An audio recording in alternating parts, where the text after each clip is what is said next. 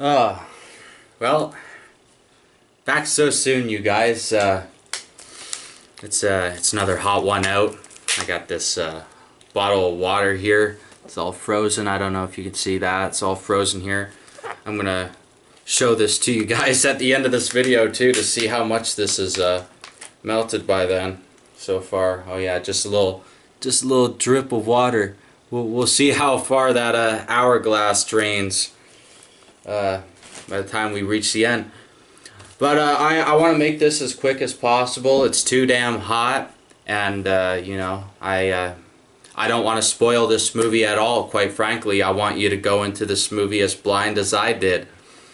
And basically, I just wanted to mention this movie, mention some of these actors because I genuinely love it. This movie is called Best in Show. It's from 2000. You know those movies you come across once in a while. You can tell just by looking at the synopsis on Wikipedia, Rotten Tomatoes, IMDb, wherever.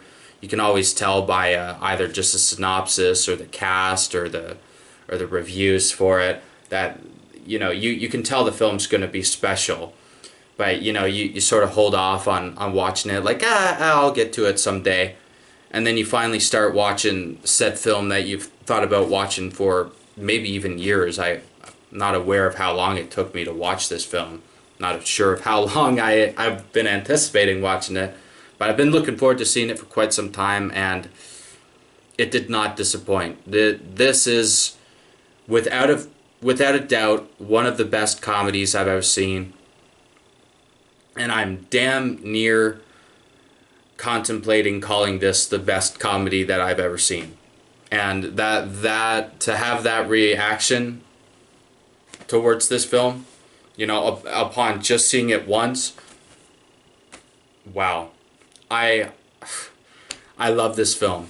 And I feel like this review might turn into, like, if I keep this going for longer than 5 minutes or 10, it'll be just a parade of me going, I love this, I love that, I love this, I love that. But in the case of this film, I can't blame myself for it, quite frankly. I am so impressed with this film. What a cast for this film, first off. I mean, I wasn't familiar with Christopher Guest and his work before. Did a quick look up on his career through Rotten Tomatoes here, and one of the only movies that I saw with him in it was as this voice in Small Soldiers, because and I knew I recognized him from something. I kept thinking, whenever I heard his voice, I kept thinking of like Ernest or Jim Varney, more so. Rest in peace to Jim Varney, by the way. And also, before I forget, rest in peace to the MVP of this movie, or at least one of the MVPs. God rest his soul, the wonderfully talented Fred Willard is in this film as a commentator for this. I don't even want to spoil what the premise of this film is, quite frankly. If you haven't seen this film, please go watch it. Actually, I'll tell you, like, it's about this dog competition, and it's filmed in this sort of mockumentary style. And I didn't know those two things going in, so a slight spoiler there, but that's a general plot synopsis. And in all honesty, I should have realized that film was that this film was going to be that, based off the poster. And I think they allude to it at some points here, or at least on IMDb or Wikipedia or something. Yeah, Wikipedia right away mentions that it's a 2000 American mockumentary comedy film, a spoof of American dog shows, co-written by Christopher Guest and the great Eugene Levy, also directed by Guest, and he's in the film as well as this character. Who does he play? Because I really like him. His name is Harry and Pepper. His dog is my favorite dog in the film. I was honestly rooting for his dog to win the competition.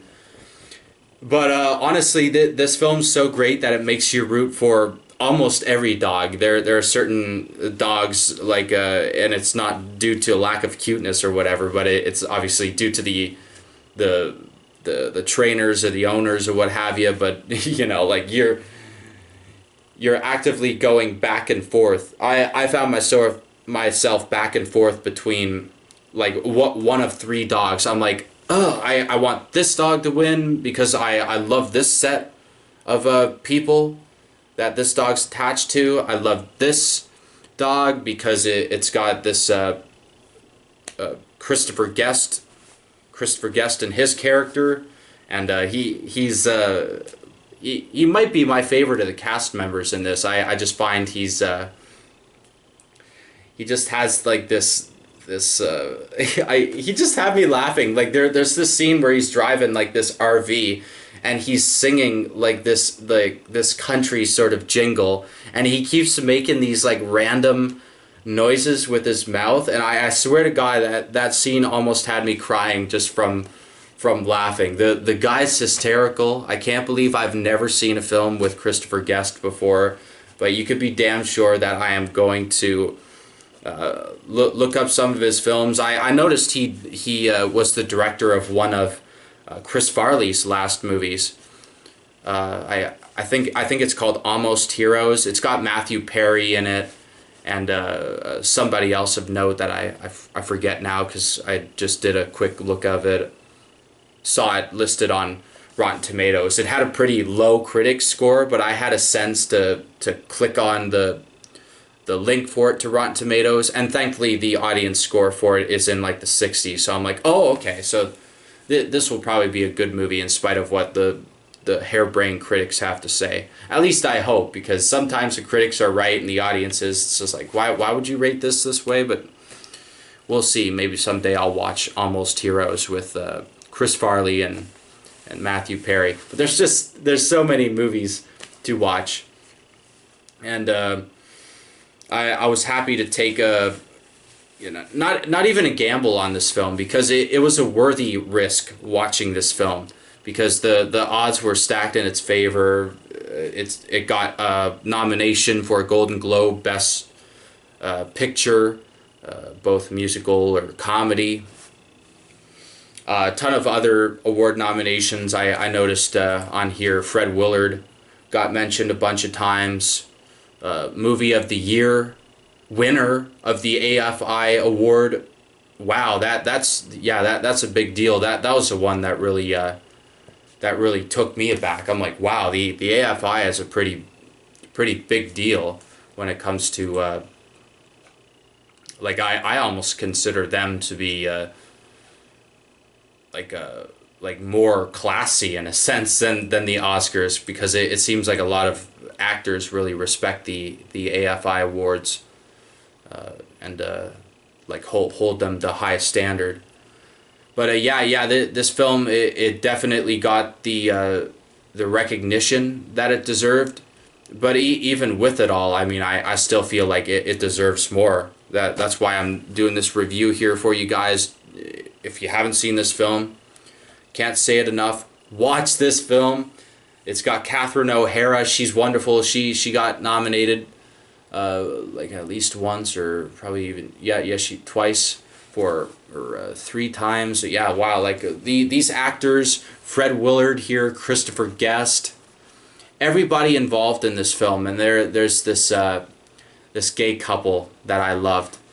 One is played by Michael McKean, who is Saul's brother or Jimmy's brother, I guess, on Better Call Saul. He's wonderful on that show. He's wonderful in this. He has awesome chemistry with John Michael Higgins. Respectively, they play both Scott and Stefan. And they have this cute Shih Tzu dog.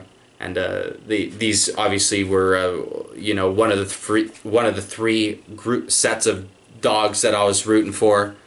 The other one involving Eugene Levy and Catherine O'Hara's character. Eugene Levy is arguably the main character of this film. It starts off with Parker Posey and Michael Hitchcock's character, and I love the way those two sort of start off and bookend the film.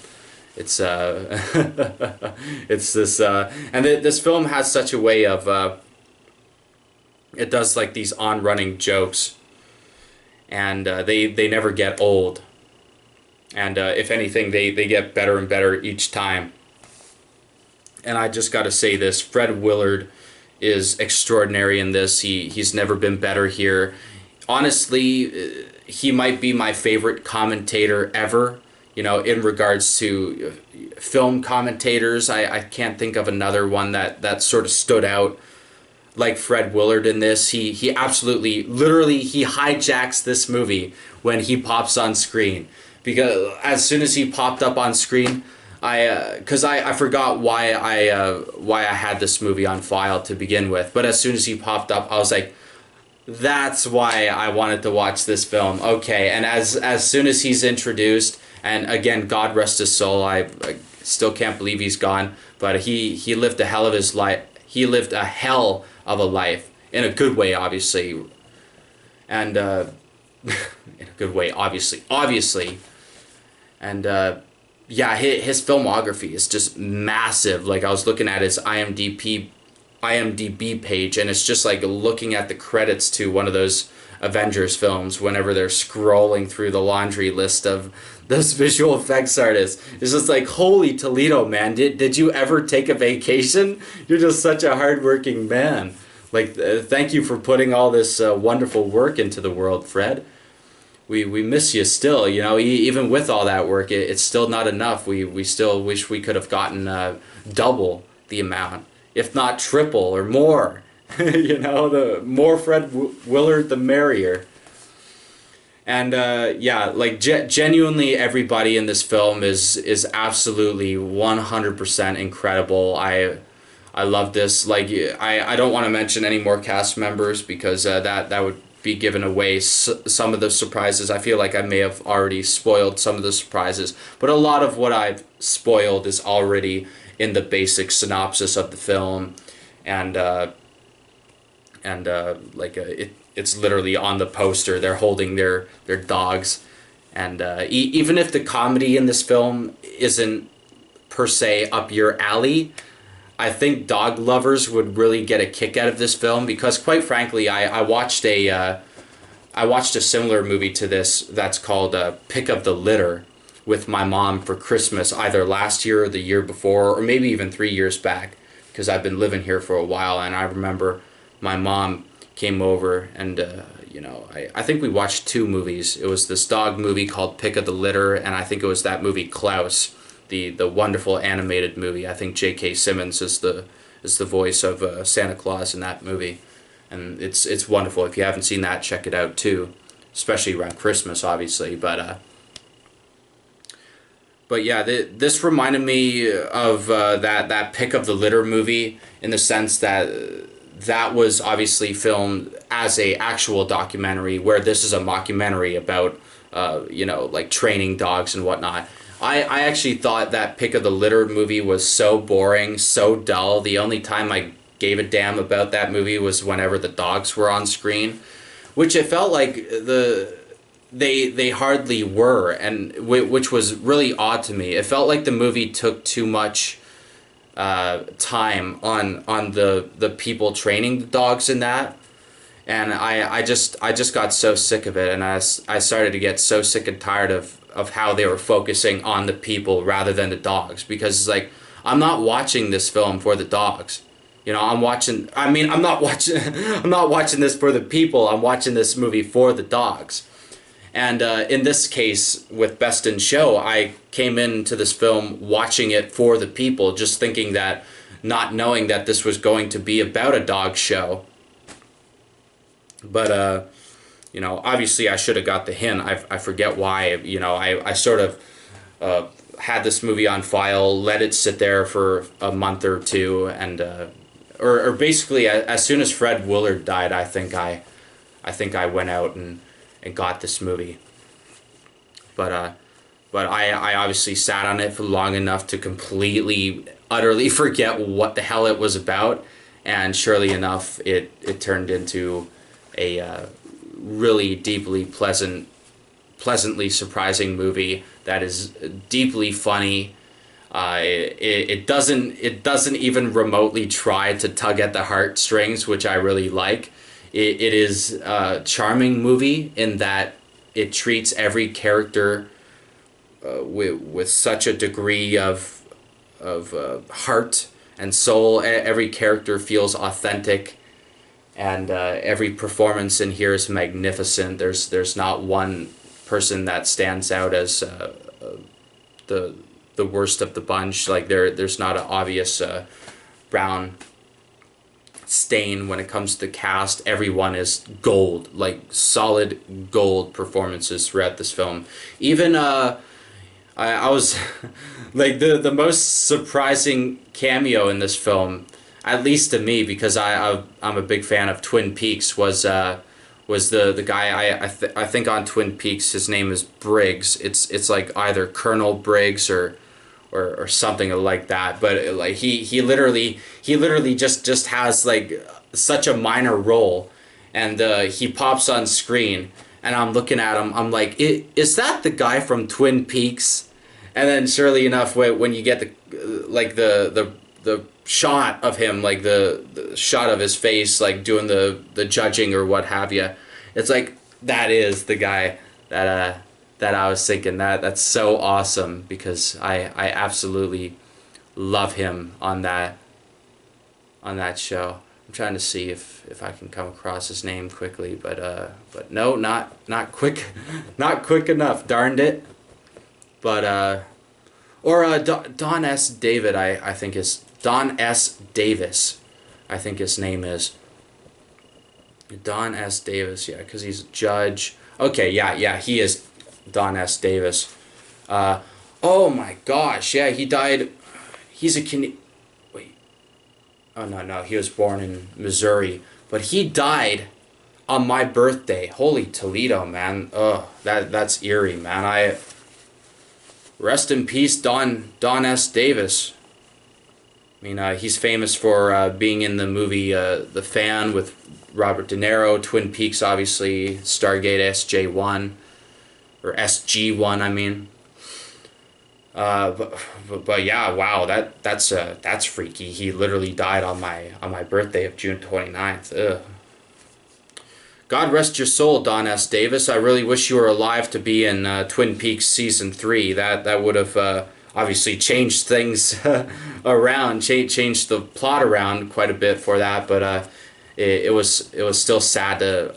Obviously, you can't bring him back from the dead to bring him on to that show, but, you know, it was sad to see him, because he was always one of my favorite characters in Twin Peaks. He has a beautiful scene with his son, I think in the first season of Twin Peaks, but it could be from season 2, because like the first half or so of season 2 picks up right where season 1 ends off. And now this is turning into a Twin Peaks review. Darn it. Basically, but I'm rambling on about other things, because I want to do anything but spoil this film, because this film is just too damn good to spoil, and I've definitely spoiled enough about it with talking about it here with you guys. Anyhow, watch this movie, you guys. I think you'll be absolutely delighted by it. I hope you are. I hope I'm not crazy in recommending this film to everybody and saying that it's easily one of the best comedies I've ever seen.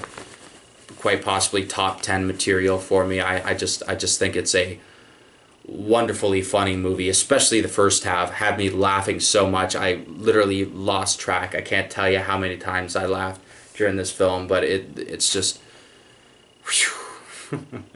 Anyhow, you guys, I'm hot, and like I said, I want to show you how far. Okay, so that's not as far as I thought, because I talk so much in these darn videos that, oh no, we have a little more water seeping. It's a way to... Okay. So, yeah, that's about the time I wasted talking about this movie with you guys, and rambling on about actors and careers and weird coincidences in a birthdays and death days or what have you. Oh my gosh, this is getting dark. I should end this. I should have ended this before I even started, you guys. Anyhow, thanks for watching. I hope you check this movie out. Even if you've already seen it, I'd recommend watching it again because quite frankly, I can't wait to show this movie to friends, family members. I think it'll be a real treat, and I think they'll get a hoot out of it. No pun intended, since we got doggies in this movie. I'm having, man, when it comes to stringing sentences together, I feel like I'm turning into Tito Ortiz or something. You know, that guy's such a moron. He can't even string sentences together. Look at me. I'm a moron too. I can't even string a sentence together without going, but. How many times have I said it now? Thanks for watching, you guys. Drink plenty of water. Stay alive with me out there. It's too damn hot to be dying now. And I'll see you on the next video. Take care, everybody.